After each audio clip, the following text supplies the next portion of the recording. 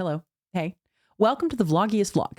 It's just me reading my blog posts, doing really bad video editing over top of those. Today I discovered background music and transitions. So, brace yourself for that. Oh, by the way, while I have you, please be sure you've already subscribed to my channel and turn on notifications so you never miss an episode.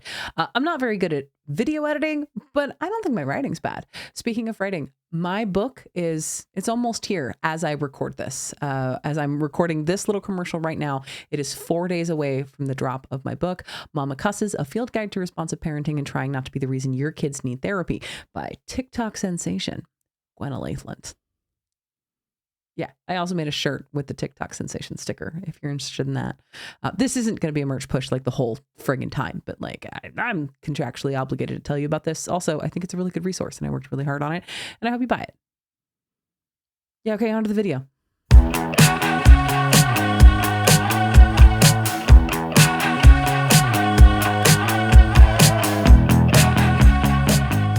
I was casually scrolling threads, mindlessly consuming the absolute brilliance that is the social media managers of Beyond Meat, Bookshop.org, Calm, and Barnes & Noble. As I scrolled, I came along this thread. Having parents you can trust to watch your kids, who are willing to watch your kids, and who don't frequently flake about watching your kids is a privilege. Now, at first, I just sort of nodded and went to give it a like, but I got stuck on something. I couldn't identify what seemed wrong with that thread because it isn't wrong, but it also isn't right. So I did what any millennial would do. I hit the group chat.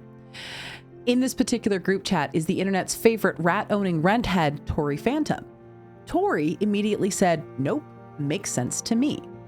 Now I'm really confused because they are right. It does make sense. So why did my face do this? Ultimately, the thread isn't wrong. Tori isn't wrong. It does make sense. Not every parent has the support they deserve.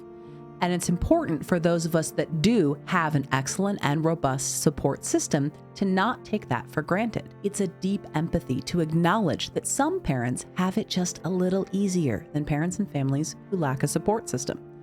But is it a privilege? We, here being 21st century parents with young children still living as dependents in our homes, deserve support in raising our families. That means having grandparents who can take the kids, be a part of their raising, and offer physical, financial, or emotional support as we navigate parenthood isn't supposed to be something that's a fringe benefit only enjoyed by some.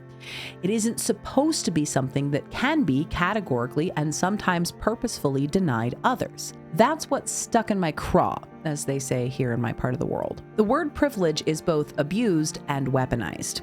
And honestly, the finer points of what privilege is and is not is well beyond my pay grade or scope of understanding, all things considered. I'm not going to try to break it down here. So again, like the good little cringy millennial I am, I'm just going to give you the dictionary definition. Privilege, a right, immunity, or benefit enjoyed by a particular person or a restricted group of people beyond the advantages of most. The unearned or mostly unacknowledged societal advantage that a restricted group of people has over another group. And using just that, without delving into the intricate philosophy of privilege, the notion of having grandparents near enough, trustworthy enough, and reliable enough to give parents a break or a reprieve is a privilege. Not everyone has that. It is unearned, it is mostly unacknowledged, and provides an advantage. But I firmly believe we have an opportunity as modern parents to adjust this. Yes, from where we stand, looking backward toward the past and everything that has come before, grandparental support is a privilege. We have an opportunity to turn it into a reasonable expectation. We should be able to ask our parents for support. For a myriad of complicated reasons, many of our parents are not meeting those reasonable expectations that their role as a parent did not end when they couldn't claim us on their taxes anymore. Those of us who enjoy that privilege of multi-generational support and those for whom it is denied have an obligation to break this cycle. It might very well be a privilege now, but it doesn't have to be for our kids. I've I've long maintained that I'll be done momming when I'm dead. My parenting will look very different once the kids have grown up and moved on, but I'll still have a role to play. I will always have 23 years experience on my oldest and a whopping 34 years on my youngest kids. In all honesty, the future is unknowable, and I can't predict what my role as a mom of adults will be. But I know that it is my goal to provide whatever level of support that my kids require and that I am able to offer. Of course, I can't know if my kids will move across the country or globe. I can't predict my health or lifespan.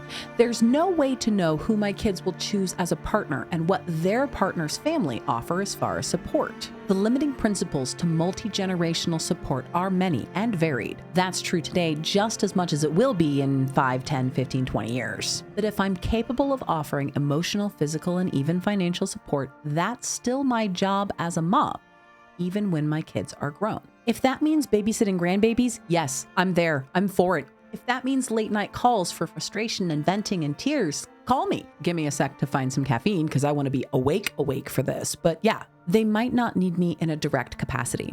Maybe we'll have fixed our broken and scattered village by the time I'm a grandma, but I'll be there for them because I'm their mom. And no matter how big they get, how many years pass, and where their lives lead them, I'll always be their mom.